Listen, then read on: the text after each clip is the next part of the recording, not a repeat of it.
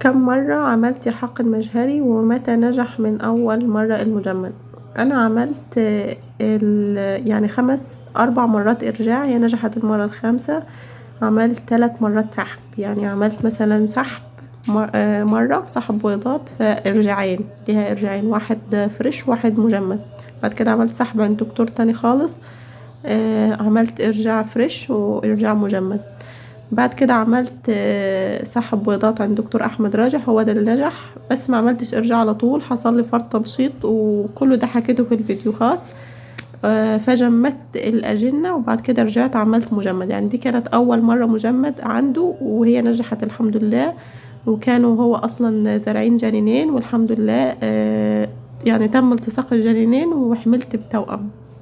بس كده، فهي دي المره اللي نجحت، دي كان يعني الخامس مرة ارجاع كده. بس كده.